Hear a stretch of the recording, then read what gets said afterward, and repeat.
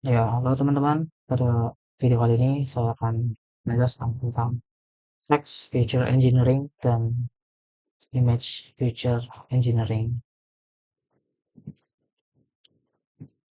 Pertama di text feature engineering ada dua scope ya, text factorization dan miscellaneous. Di text factorization ada scope lagi di satu poin A dan B itu mendemonstrasikan cara perhitungan manual BOW dan TF-IDF di spreadsheet.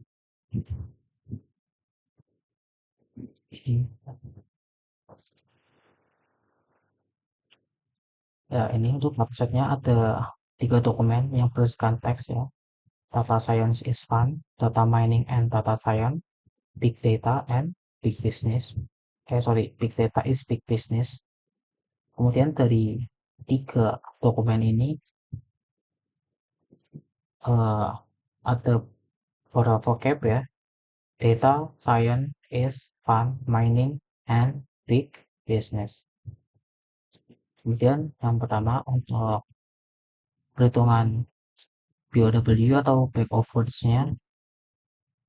Contohnya di sini ada data di dokumen pertama yaitu satu.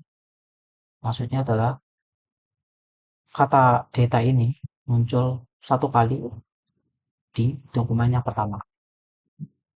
Jadi BOW ini adalah seberapa sering muncul kata tersebut di dalam sebuah dokumen. Contoh yang lainnya di ini ada big di dokumen ketiga itu hanya 2 karena big di dokumen ketiga muncul 2 kali. Big data is big business muncul 2 kali. Jadi kurang lebih seperti itu perhitungan BOW-nya atau backwards. Kemudian kita lanjut ke tab PDF, long term frequency, inverse document frequency. Sebelum menghitung tab PDF-nya, kita definisikan dulu TF dan IDF-nya. Nah, untuk cara perhitungan atau cara mendefinisikan ini adalah T dibagi F atau tab dibagi frekuensi. T ini sama kayak yang double tadi, seberapa sering kata tersebut muncul di dalam sebuah dokumen, dan F ini adalah uh, jumlah suku kata yang ada di dalam dokumen tersebut. Soalnya di sini ada kata data di dokumen 1, TF-nya itu 0,25 karena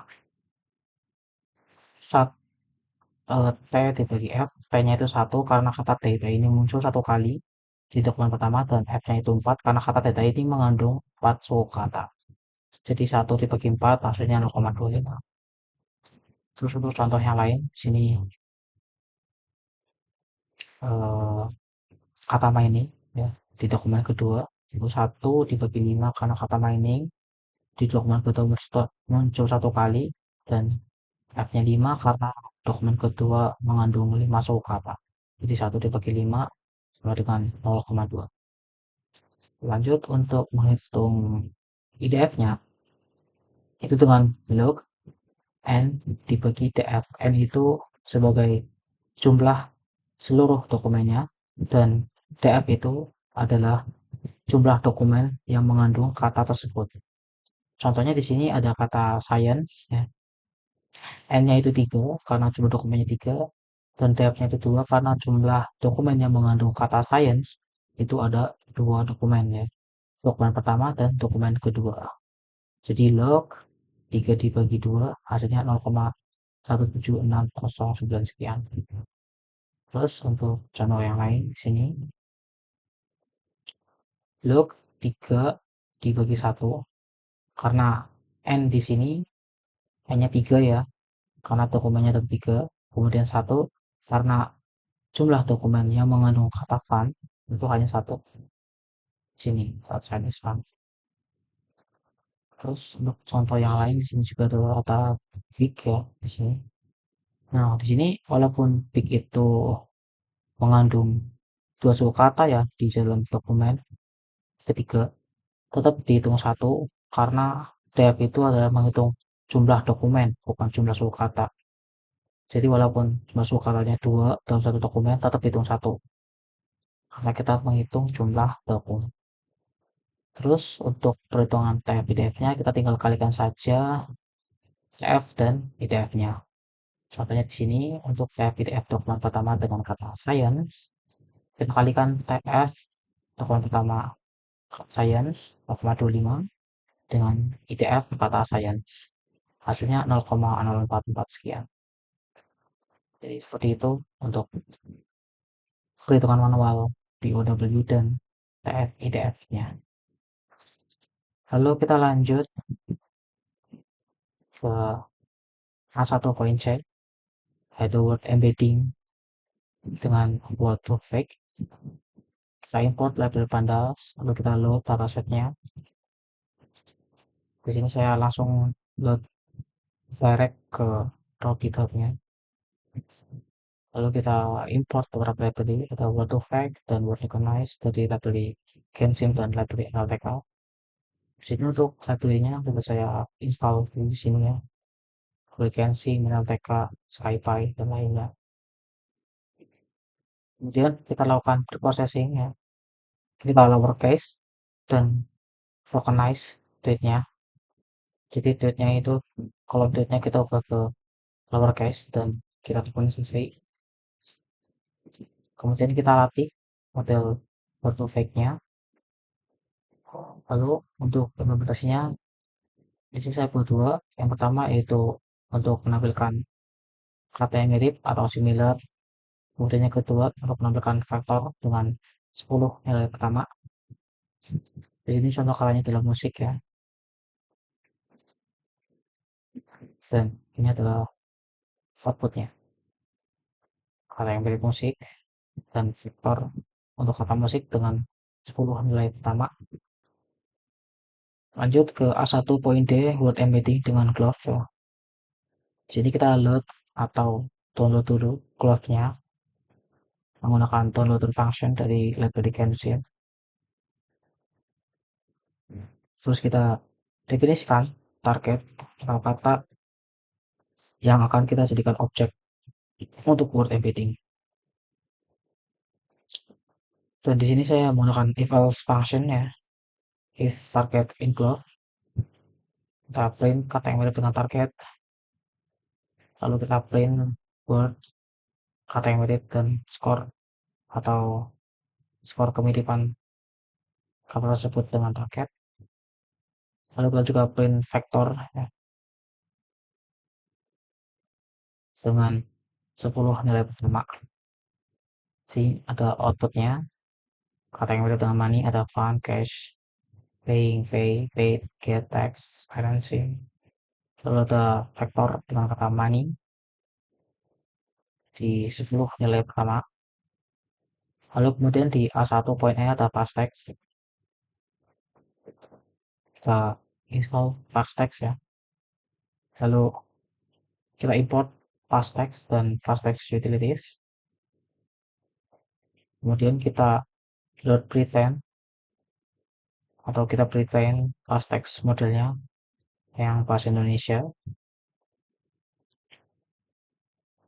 Kita download modelnya menggunakan past text utilities yang bahasa Indonesia.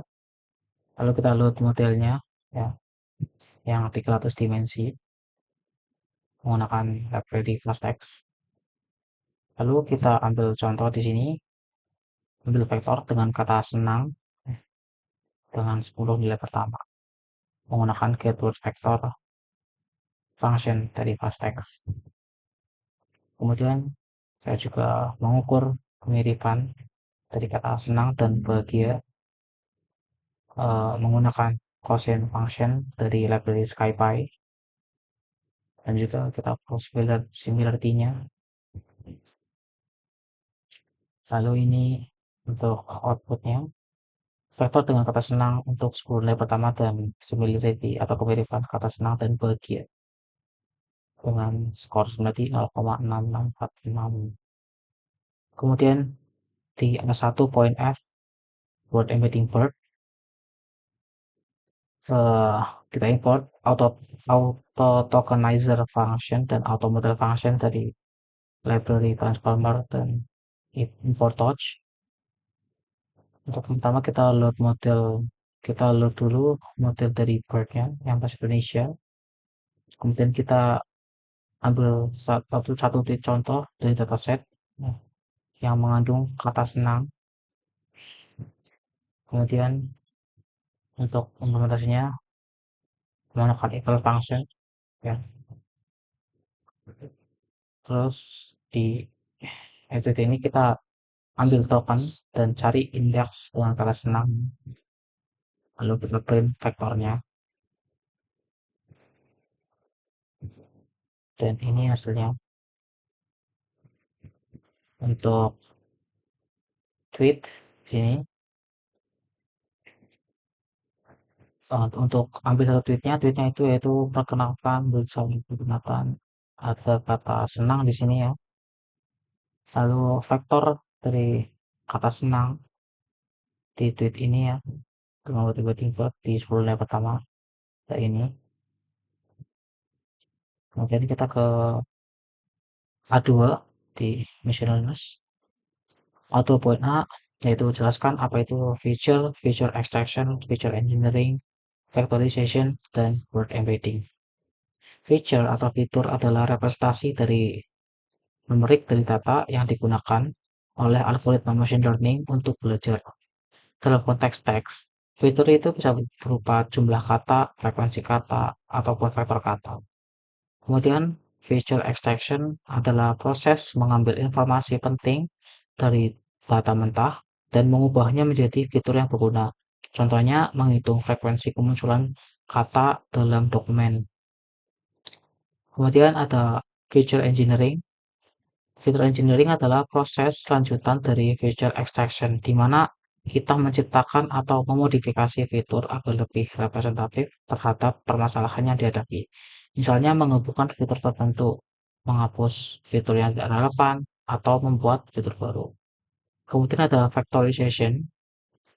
Ini adalah proses mengubah data teks menjadi format numerik agar bisa dibaca atau bisa diproses oleh algoritma machine learning. Kemudian ada word embedding.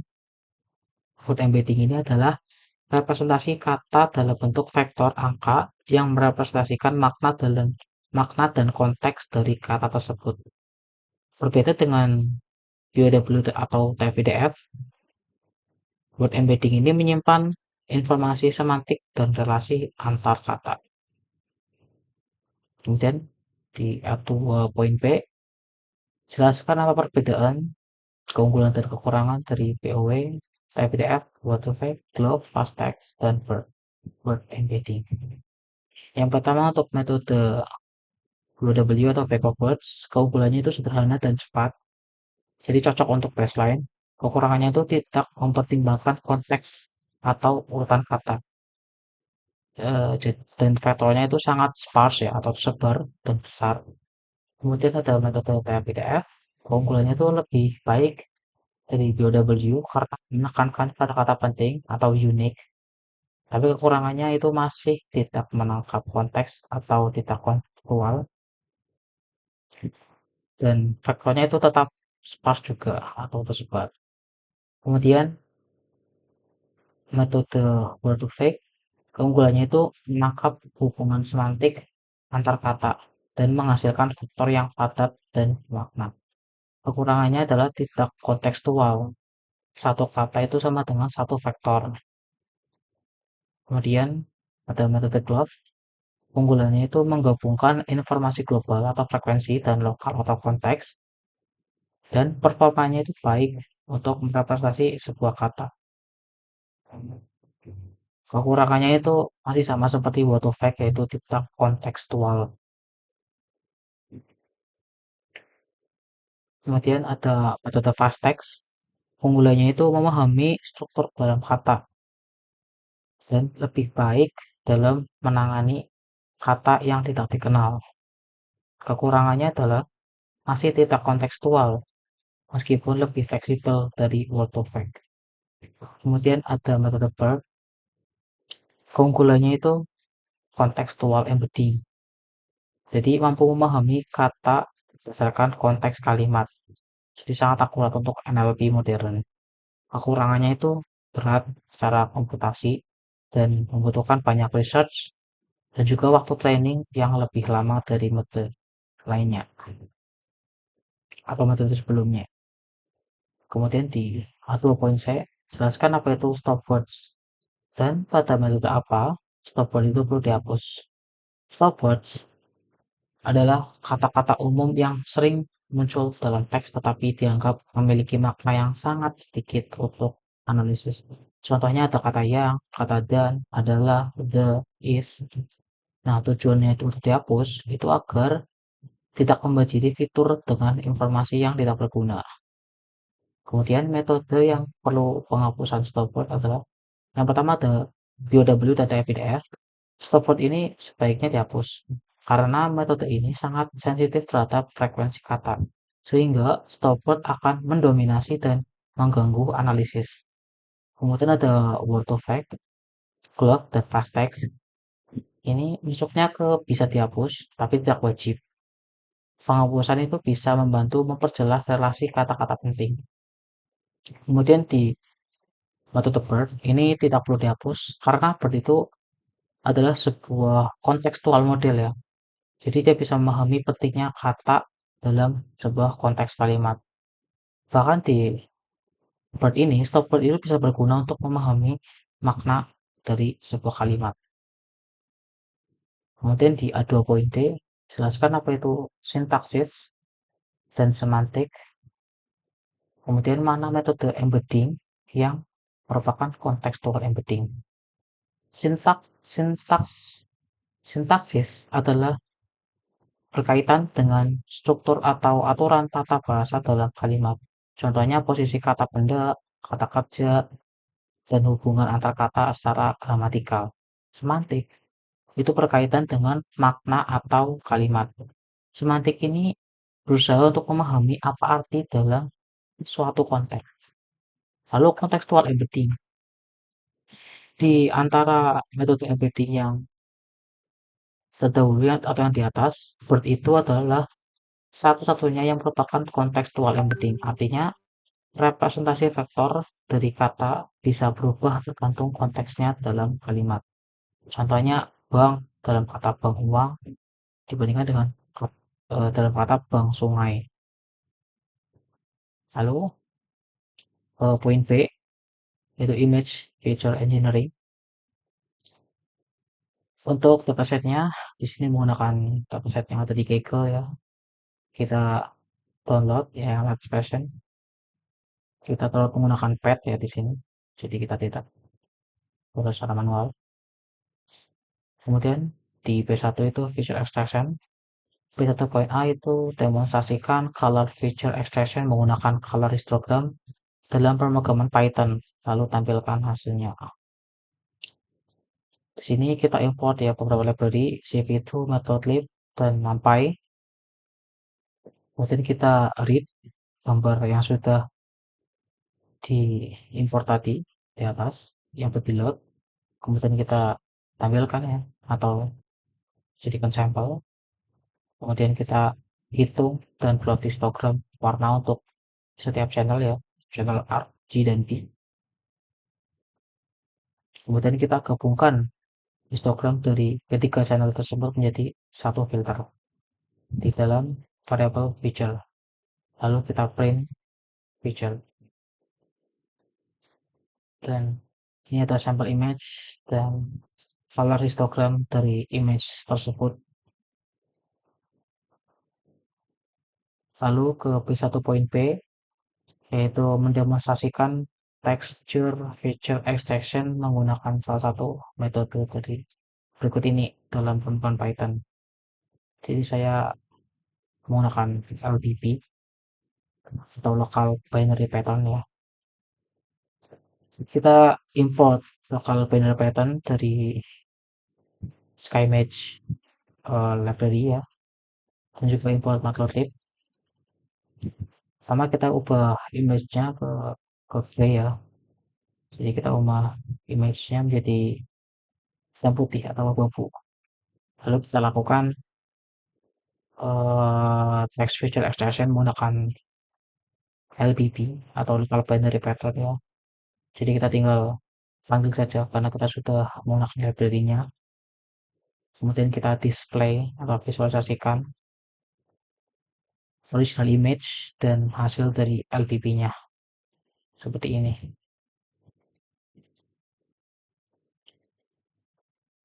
Lalu di P1.c yaitu demonstrasikan shape atau edge feature extraction menggunakan salah satu dari metode berikut ini dalam pemrograman Python. Jadi saya menggunakan Kenny Edge Detector ya. Yang pertama kita read dulu image-nya,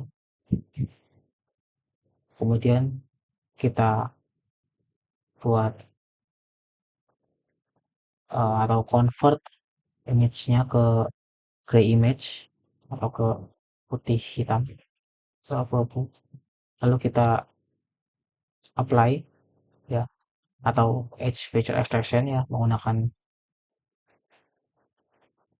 Kenny detector ya, menggunakan Kenny function dari library CP2. Lalu kita visualisasikan hasilnya seperti ini. Kemudian untuk B1.d demonstrasikan key point feature extraction, dan di sini saya menggunakan shift ya. Kita install ya OpenCV, library OpenCV. Lalu untuk penerapannya kita read image ya, image yang sebelumnya. Lalu kita inisialisasikan save dan kita deteksi key point-nya. Lalu kita gambar key point dari save-nya ya menggunakan draw key points dari library CP2. Kemudian kita visualisasikan dan outputnya seperti ini. Jadi key point-nya itu terdeteksi ya. Ada telinga, mata, dan lain-lainnya. Kemudian di B2 ada factorization ya. Di B2.a itu demonstrasikan embedding menggunakan metode flattening raw pixel dalam pemrograman Python. Di sini kita import library OS dan kita import image function dari library build.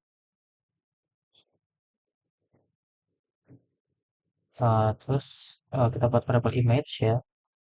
Kita image over atau ambil dari path-nya, kita convert ke RGB. Lalu kita visualisasikan original image-nya atau gambarnya. Lalu kita flattering image array menggunakan variable numpy image. Kemudian kita flattering menggunakan image array tadi.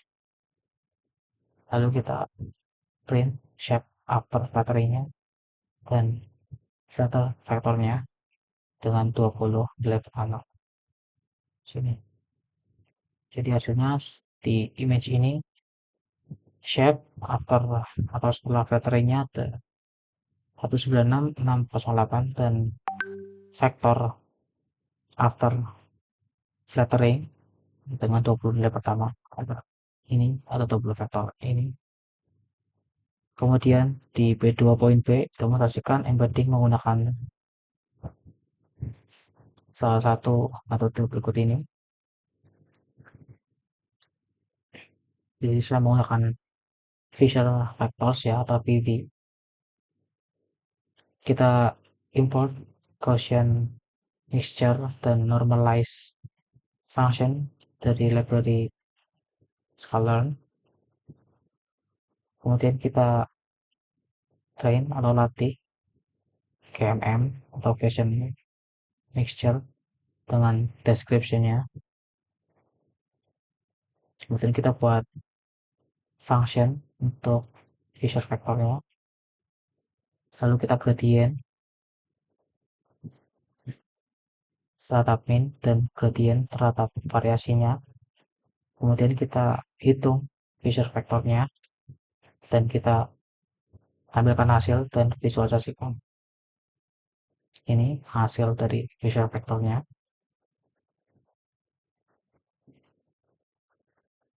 Kemudian kita visualisasikan visual vektornya. Kemudian di B2.c kita demonstrasikan CNN embedding menggunakan VGG. Kita import beberapa library di sini, nampak matplotlib, VGG image model. Lalu kita load model VGG-nya tanpa top atau tanpa klasifikasi akhir. Kemudian kita buat model baru yang outputnya adalah flat transfer map. Kemudian kita processing gambarnya. Kemudian kita dapatkan feature dari CNN-nya. Lalu kita flatten ke satu dimensi vektor ya dengan CNN embedding. Kemudian kita visualisasikan sedikit dari vektornya. Jadi hasilnya seperti ini. Ya, mungkin segitu saja untuk video kali ini. See you next time. Bye bye.